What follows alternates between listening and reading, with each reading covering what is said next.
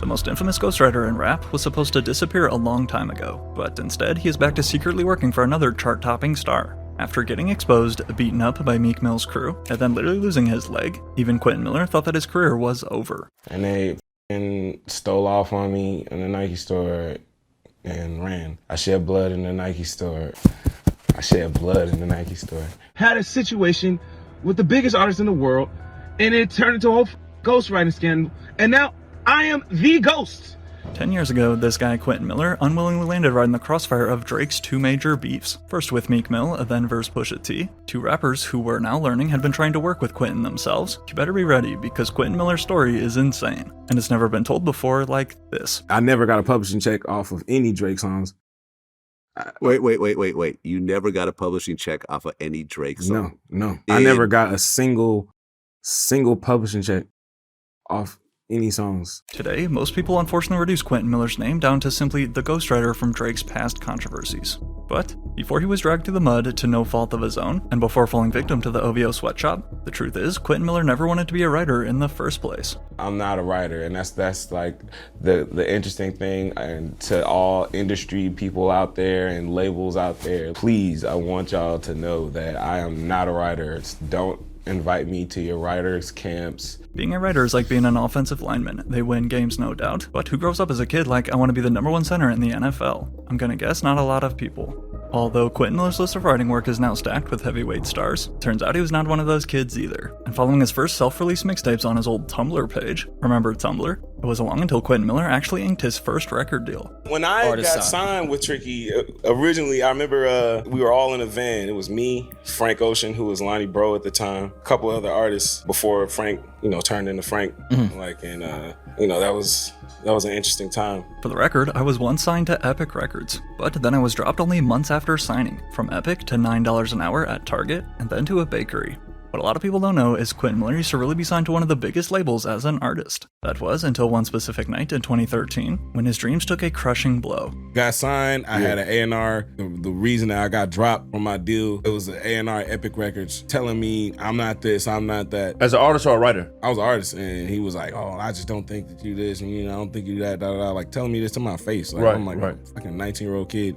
Just got my deal in fucking LA, my first time in LA, and you just shattering my dreams, As anyone would being told this and then dropped by your label, Quentin's confidence was shot, and he questioned if he wanted to even still make music. The answer though was yes, as he would then form a new underground rap duo in Atlanta with his friend in 2014, known as Wedding Crashers. However, this didn't change the fact that he was stuck working these jobs he hated at local grocery stores. But with all hope fading, one simple text changed his life forever. And my boy Wonder, Hail Mary. What was the text? Yo? It was a yo, and it was a, hey man, can I send you some songs? I didn't even, I'm just like, I just have songs. As for Q Man, I changed his life a couple times, Drake would later claim on Duppy Freestyle. Bro was at Kroger working double time. Y'all trying to act like he made the boy when I was trying to help the guy. While both Drake and Quentin Miller's accounts of what happened would later contradict each other, the story begins that after meeting Boy Wonder during his time signed to Tricky and saving his phone number, who, if you don't know, Boy Wonder is a producer behind many of Drake's biggest records. One day once Quentin texted in some songs, he was shocked to hear back that not only did they find their way to Drake, but Drake actually liked them. In particular, this one called 10 Bands, which, as we can hear, was clearly Quentin Miller's idea first.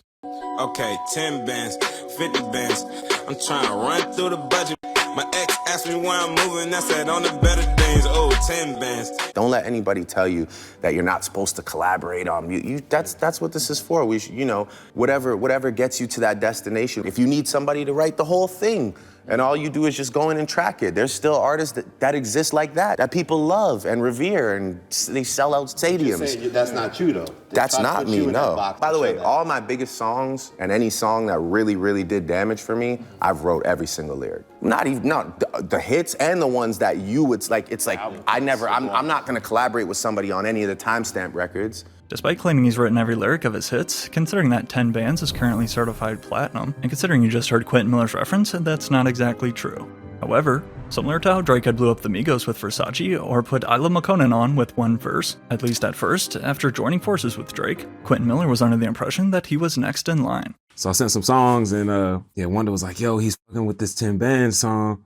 I was really excited. I thought I was gonna have a Drake feature, because at the time, Drake was just doing random features for just up-and-coming artists. You know, so I thought I was about to be one of those lucky artists. Yeah, it turned out to be what it was. Mentioning he didn't even know what a reference track was at that point, after accepting the tough news that Drake wasn't going to really feature on his song, but rather just steal his flow, honestly, Quentin was okay with it, because flying out to LA and working with Drake was way better than the grocery store.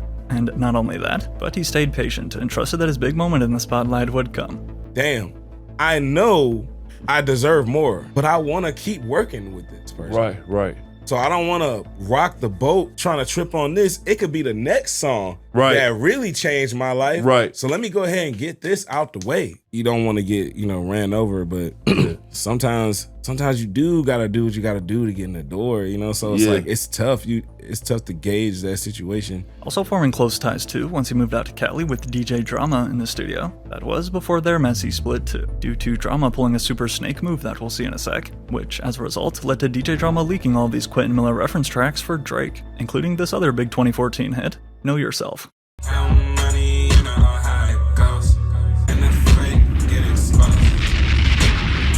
I was running through the 6 with my ghosts, the top comment jokes, securing writing credits on a total of 6 songs, and yes, his name has been in the credits since its release. Drake's 2015 mixtape, If You're Reading This It's Too Late, was the mainstream's introduction to Quentin Miller. However, what was supposed to be the best moment of his life though, soon turned into the worst. I just hate that when you think of that project, it's just automatic negative thoughts, Quentin Miller admits, reminiscing on Drake's chart-topping mixtape. When it first dropped, I almost cried, sitting in my room like I did something significant I can show my daughter, but I feel like it got taken away. So, how did everything get taken away so fast? Well, sadly after this mixtape, nothing was the same. And while everybody else involved was able to bounce back and even rebuild their broken friendships, instead, Quentin Miller was still blackballed. Quentin honestly took out of everybody in this scenario, he took the loss. He took the loss, so. I know he see Meek and Drake and like, what the y'all doing? Yeah, kid was honestly, trying to make a living for himself. And was there labels reaching out, or did the That's heads of A&Rs that actually said maybe you could be a star now? Too, because it's just like, I'm thinking like the phone is just about to just ring off the hook. Anytime anybody's involved with one song with this guy, word, it's like everything, and it's just like, it just wasn't like that. It just didn't happen. It was strange. Quentin Miller went from working with the most streamed artist on the planet to suddenly becoming the worst name you could be associated with as a rapper. But in order to understand if it was really his fault or not, right before he was ghosted by 99% of the industry, in 2015, Quentin had one more hit for Drake up his sleeve. I make this one I did, which is Rico. And I'm like, he ain't gonna take this shit. Right. And me and Drama, man, we were tight, man. We used to talk about all kind of shit, just music and just all the time, just texting each other and shit. So I sent him the Rico song. Just like, hey man, this is a song I made, whatever. Like a week later or something, Drama's like, yo, that song? Meek got on that song. And I'm like, for real? Oh, I didn't even know that Drake did the song. I didn't even know he was gonna take the song, you know what I'm saying? Mm-hmm. Thinking that Rico would just be scrapped, not only would Drake use his verse, but another popular rapper hopped on it too, and even dropped it on his album. However, regardless of its double platinum status, ironically, it was this same song that sparked their dramatic beef. Stop comparing Drake to me, he don't write his own raps, arrived the first post out of nowhere of Meek Mill's Twitter rant. That's why he ain't tweet my album, because we found out. The whole game knows for real, but they scared to tell the truth. These guys sit back and act like they don't know. Can't even write that verse on my album, Meek continued, referring to their new collab, Rico. And if I would've knew, I would've took it off my album. I don't trick my fans. Kendrick and J. Cole really know how to rap, even though they in different lanes. Dude is all the way out of it. And it ain't even about no tweet. He ain't post my album and he on it because he know we found out. It's so much to it. This series of seemingly unprovoked tweets resulted in one of the biggest rap beefs of the decade. However, caught right in the middle of it all was this one other mysterious man. Well, that was before Meek Mill exposed his name to the entire world in a single tweet that Quentin Miller says ruined his life. It's pretty much taboo for me to even talk about it. I pretty much try to act like it don't even exist. The biggest project of my entire career, right? That's pretty strange, but unfortunately, I don't have the good memories about it that everybody has. My good memories were all murdered, you know what I'm saying? Like the day Meek Mandela, y'all buying that bullshit since he came out of jail, like he's whatever. But the day he, put my name out there, and it just blew up my whole spot. That shit just everything up for me, bro. I was dropped as an artist, and I'm working these bullshit ass jobs. I'm working Publix, I'm working Target, I'm working factories and warehouses. And then If You're Reading This came, and it's like, oh shit, my life is about to change, After a tweet, it turned into like one of the most stressful moments of my life, you know? While it will only get worse later on when we learn what Meek Mill had asked Quentin Miller behind the scenes, this Twitter rant though was extra surprising, considering Drake clearly had love for Meek Mill and his music, and again just gave him the biggest song on his album. But yet, in addition to the if you're reading this leaked reference tracks that I already played, to help back up proof of these bold claims, Quentin Miller's OG demo of Rico would suspiciously hit the internet too. Oh, money, new women, gotta keep it balanced. The girl of your dreams to me is probably not a challenge. Rest up, tie season, OVO, we might just get hit with a Rico. As you can tell, and as is the case for a lot of reference tracks, these were not all of Drake's exact final lyrics, but there's no denying who came up with the flow. And the same with 10 Bands, where along with writing many of the best punchlines, Quentin was also the one who penned this bar. I could tell you about them safe house nights out in Calabasas, I could tell you not a rapper. Although I mentioned that Quentin Miller's name had always been listed in the credits, to actually hear evidence like this though, made it a million times more real, especially for an artist like Drake, who constantly brags about being the best. But how are all of these leaks getting out on the internet? DJ Drama, who, besides his ex-wife confirming that Drama was the one who sent Rico's reference for Rico to Meek Mill, when it came to Know Yourself though, this leak was truly a snake move. That leak came from Drama and them too. We in the studio one night and Drama's like, yo man, play one of them shits, man, play one of them shits. And I'm like, man, nah, man. He's like, nah, play one of them shits, bro, you good. I play it. He's like, play it one more time. If you listen to the Know Yourself reference, you hear people in the background talking. Like, for sure. It sounds like a like a recording. Someone's recording it. Man, in the confusion of that shit, you know, me and DJ Drama and Cannon, like that whole side, our ties were severed because of that shit, because it was just so much confusion and everybody was trying to find out whose fault was it and this and that. Like, y'all just don't know what them phone calls was like. Y'all just don't know what that pressure was like. It was a lot. It was hot. As soon as all these leaks surfaced and Meek Mill tweeted his name, Quentin says he called Drake to ask what to do next. But it was OVO producer 40 who was first to respond. No one can question my involvement in Drake's career. We have come a long way together. So let me start by putting something into perspective. I have spent maybe 30 minutes in a studio with Q. Nice enough guy, very talented. If you're asking if he contributed or if you're reading this, yes he did. You can also see that by reading the credits. Winter 2014, I was just another guy working a job I hated with a passion for music, typed Quentin Miller the following day on his Tumblr page, attempting to clear the air, and somehow found myself on the phone with one of my idols. I told him I worked in a bakery, and his exact words were, "F that, you are destined for greatness." Most of the project was done before I came in the picture. I watched this man piece together words in front of me. I watched him write and replace bars 2 to 3 at a time and witnessed him freestyle. I took notes from the best in the game. I am not and never will be a ghostwriter for Drake. I'm proud to say that we've collaborated, but I could never take credit for anything other than a few songs we've worked on. If you ask me, this first statement sounds like it went through the OVO PR department. But to this day, if you ask Drake... But that project's obviously riddled in controversy because of Quentin Miller, right? A lot of people feel like you're still battling these ghostwriting rumors and this type of thing that in some sense, I think, does try to tarnish your legacy. You know, I've really made my peace. I have no embarrassment when it comes to what I did on that album. You know, I mean, I worked with somebody, I think 4 or 5 songs. I pulled my weight when it came to my pen. It wasn't like I needed somebody to facilitate, you know, entire ideas. We worked together. If I need to be the poster child that took all those hits for all my peers hiding behind me that do the same thing every album, that's fine, I'll do it. Drake is not lying here about how common ghostwriting is and how so many artists get help with lyrics behind the scenes. Now, before we go any further, we need to make it clear that a writing credit can be as little as coming up with one line, or it can be like other artists who work with entire writing teams. So, whether it's Lil Yachty, who mumbled the original flow for Jumbotron Poppin', Joey Badass, who co-wrote Post Malone's #1 hit Rockstar, or the countless Kendrick Lamar demos that have surfaced before turned into songs for his cousin Baby Keem, or even Sicko Mode. As you heard, Travis Scott's 16-time platinum smash was instead written by Sci-Hi the Prince, another one of rap's most used penmen, so receiving writing help is far from rare. However, while some fans back in 2015 tried to chalk Meek Mill's Twitter rant up to just being mad that Drake didn't promote his album, it turns out there was actually more to it, as according to Quentin Miller, before all of the drama began, Meek Mill had allegedly approached him too about working together. I'm in Mean Street. Drama comes over. Hey yo, Meek wants you to write some shit for him.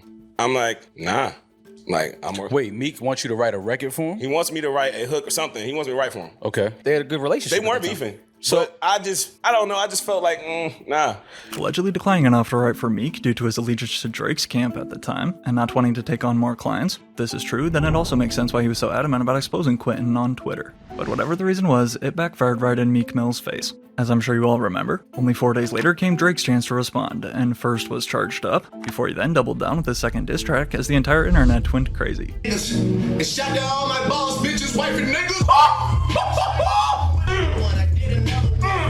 Oh, they got you so up, me. They got you so up, bro. They got you big.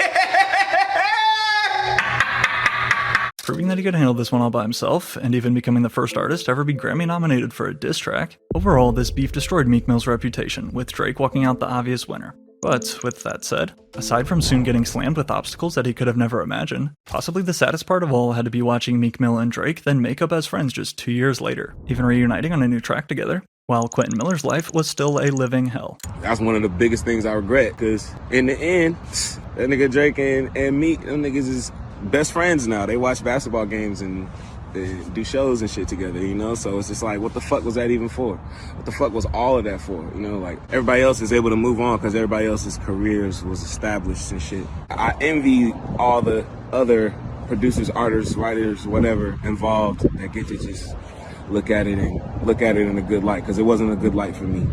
It was hell for me after that shit, you know? Glad y'all enjoyed it. Whatever, man. I'm trying to move forward. To the music game, labels, artists, whoever, take a chance on me. Take a chance on Quentin Miller, man. Y'all know I do these records. Y'all know I got these records.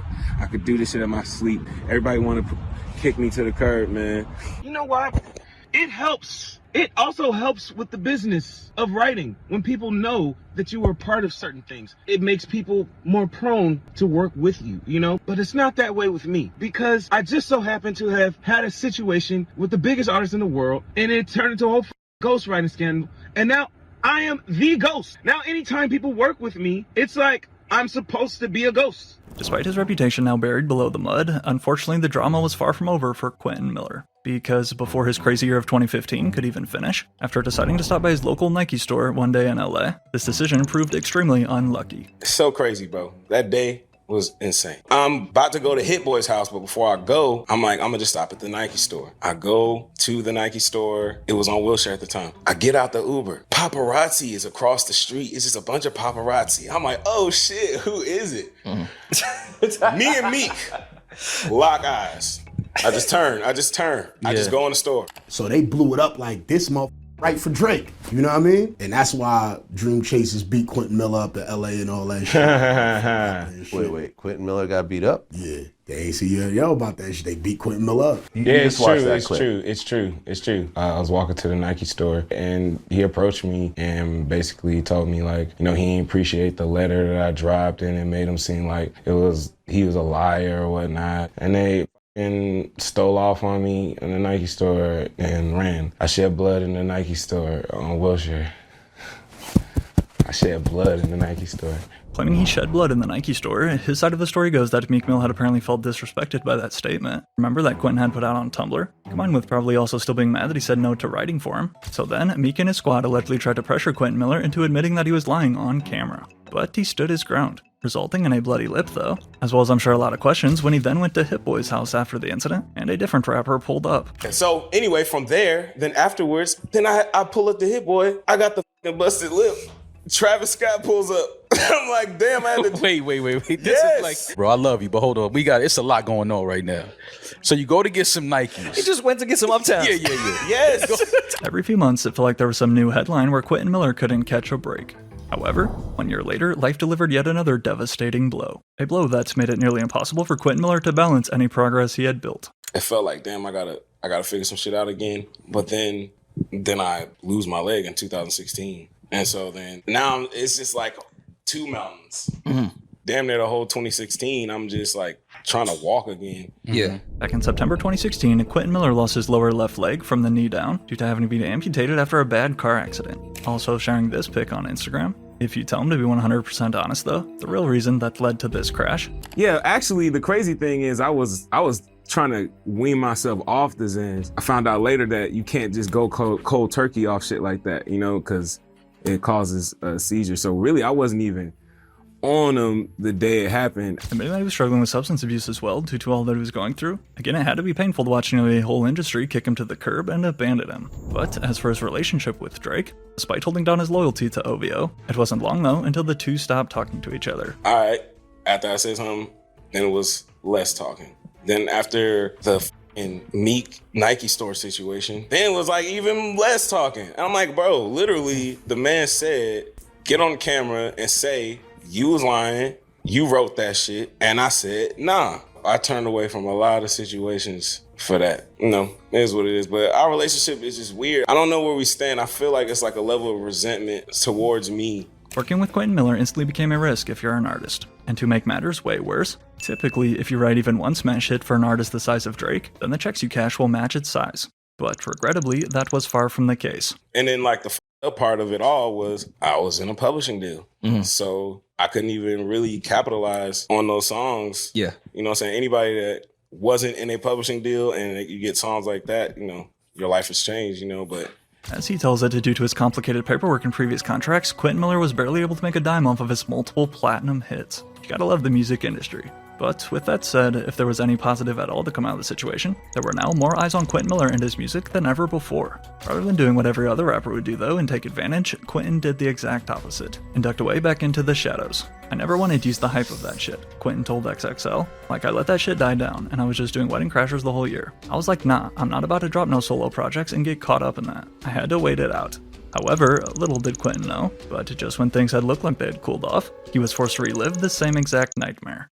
Totally against his will, only 2 years removed from the Meek Mill controversy, Quentin Miller was dragged back into more viral drama, which, as it now appears though, was secretly another case of hypocrisy. Following years of subtle disses and tension between both sides, in large part thanks to Drake's mentor and Young Money CEO Lil Wayne, after making their beef public in 2016, it was 2018 when things really went downhill, beginning with this direct shot from Pusha T on his album Daytona. It was written like Nas, but it came from Quentin. Attempting to shine the spotlight back on Drake not actually writing his own raps and name-dropping Quentin Miller in the process. It was the same exact day though when Drake's response arrived. And Duppy Freestyle kicks off like this. So if you rebuke me for working with someone on a couple of verses, what do you really think of the dude that's making your beats? I've done things for him I thought he never would need. Father had to stretch his hands out and get it from me. Referring here, of course, to Kanye West, who not only produced the entirety of Daytona, but like we have seen on multiple occasions, such as this tweet here, for the 2018 Ye track, Yikes, Drake has quietly helped write for Kanye numerous times. She could get medicine, fighting, find help, sometimes I'm scared. But my greatest talent is writing, you know, and that's why people ask me to write songs for them. That's why people like to get in the room and write with me. Look, if it makes a great song and you're the one that's voicing it, but it's you and this other person that's cooking it up, you're not doing anything wrong. As the drama would play out though, after joking and posting this invoice to Pusha T and Good Music for, quote, promotional assistance and career reviving, it was just 3 days later when a nuke was dropped. The story of Added On by Pusha T will be remembered as one of the most impactful diss songs in rap history. But before exposing that Drake has been hiding a kid, Push actually states right away in line 1 that he's steering away from the ghostwriting stuff. And according to Quentin Miller, Pusha T actually called him the very night this diss bomb dropped and explained it to him. The next diss song, you know, which I don't have nothing to do with, he started off ghostwriting aside, and then that night he called me and was like, yo, I really wanted to make sure you heard that, heard that I wanted to switch the narrative up. I talked to Quentin last night, actually. For real, that is the one regret that I really do have about Infrared. You know, Quentin is, like, extremely talented, and he's really trying to get past this whole narrative and, like, you know, just try to get his career on, and, you know, he's just a casualty. And I know it wasn't nothing major, and I didn't say anything crazy, but still, I know that he wants to get past it. And I've seen how agents and potential managers wince when you hear his name because of everything that's associated with him, the ghostwriting. With Pusha T claiming that he regrets pulling Quentin back into Drake's beef in the first place. Meanwhile, feeling conflicted again in the middle of two associates, when pressed by TMZ here to pick a side in the beef. Quentin Miller, what's going on, man? What's up? So look, of course, in the past you've written for Drizzy Drake, and right now he's with Pusha T. I with Drake. I with hip hop. So, but who do you think with Drake? I with Pusha T. I with hip hop. So you want to give your opinion on who you think is gonna come up on Drake? I Pusha T. I with hip hop. So it's either or. Huh? I fuck with Drake. I fuck with Pusha T. I fuck with Pusha T's regret to involve Quentin Miller from the start, though, definitely makes more sense after learning this recent news, raising new questions all over the place. In a stunning twist of events in the Drake vs. Pusha beef, reference tracks have now surfaced that totally flip the tables. Following years of calling out Drake for not coming up with his own lyrics, in March of 2026, Pusha T was then hit with ghostwriting allegations of his own, with the same exact writer, Quentin Miller. The real gon' come out, the real gon' come out, the real gon' come out. The spirit of Marsha and the beast in me. The sauce and all y'all from me, nigga. Yeah. The real gon' come out, the real gon' come out, the real gon' come out. The spirit of Marshawn, the beast in me. Saucing all y'all from me, niggas. Is Pusha T sending songs around, maybe even if they don't get released or not? At the end of the day, according to the hip-hop mantra, ghostwriting is ghostwriting. And I see some people in the chat, they're like, nah, man, it was just some hooks. Wait, so now y'all are changing up this idea of ghostwriting, right? While most fans were shocked, some will try to excuse these three references since they're all from unreleased songs. Not to mention we have to be extra careful now with AI and low-quality snippets, but this doesn't change the reaction. However, back in 2018 though, after finding himself pulled into another major beef, Quentin Miller had finally had enough. And just like he tweeted, he was about to finally address everything in his own words once and for all. Well, Pusha had dropped Infrared and Drake had dropped Duppy, and then Nicki had tweeted. It was like a moment of frustration because it's just like, damn, here it goes again with my name being brought up, but not for the conversation I wanted to be brought up with. I woke up the next day like, let me just put this down.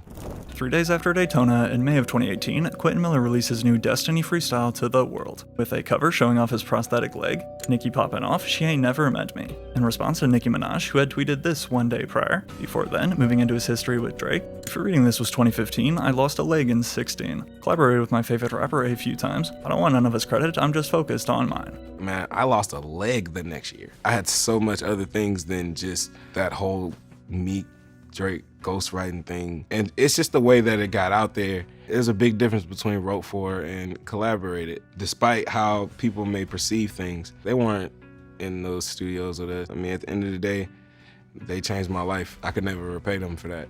I'm more than just a prop, you know? Quentin raps in the outro. I'm a person too, I ain't asked for none of this. I'm sure this freestyle had to feel good to get off his chest. However, despite calling Drake his favorite rapper, only 3 months later when a fan told him to try to write for Drake again, never doing anything with that guy again, Quentin Miller typed back, prior to deleting his post, deleted that tweet not out of fear, but rather I literally don't even care for that to become a thing. He's doing him and I'm doing me, point blank. Now, what did, quote, doing me really mean for Quentin Miller? Unfortunately, just more of what he was already familiar with. The struggle. I was struggling when I blinked with you for the Vlad shit. I flew out there on my own dime. Man, I bought some shirts. The shit didn't sell. I was broke for like 2 months. trying to push the ship on my own, man, you know. I could feel the changes. To be so close to everything you want and have it all taken, you don't know what pain is. Revealing that he fell back to being broke in 2019, he would also go as far as to post this announcement. Quentin Miller was retiring. Now, a rapper claiming to retire is about the oldest lie in the book. And while he definitely counted himself out at one point, Quentin's love for hip-hop, though, would not allow him to quit. And against all odds, he has found his way back into the studio with another legend. I don't want y'all to take this message wrong. His love for Quentin, basically, is what we're saying. But he does have a metal leg. Yes, he has a metal leg. So, yo, man. Despite losing a limb, Kanye West would call up Quentin Miller to join his team right as his 2024 Vultures album took shape. And in addition to helping on both Vultures, clearly Kanye has enjoyed working with Quentin enough that he also used him for 10 tracks on Bully, Kanye West's 12th studio album. First person I think of is Quentin Miller, because he'll write something and just one-to-one, it could go. Right. It could go, you know, you ain't even had to change anything. I remember when I met him, you know, before we were doing Vultures, before it was called Vultures, yeah. I knew we was gonna come for the chip. Shout out Ye for letting me be a part of this journey. Thankful is an understatement. Quentin typed on Instagram, dreams really do come true. 10 piece from me. It's no secret that Kanye has worked with writers for years, but choosing to work with Quentin Miller here was significant and a massive look for his comeback. And besides still releasing his own solo stuff, as well as new Wedding Crashers music in 2022, in Quentin's bounce back effort, he has also locked in recent credits with names like Nas and Big Sean, to name a few. But if you're wondering if he'll ever work with Drake again, will we see his name in the Iceman credits? If you ask me, that ship sailed a long time ago. I feel like I got the wrong end of the deal, and they all know it, and they're like, "Oh man, so sorry." No matter how you want to describe it, ghostwriting is one of the most controversial topics in hip-hop that will never go away. And for Quentin Miller, after all that he's been through, it's just great to see him back finding success in what he loves.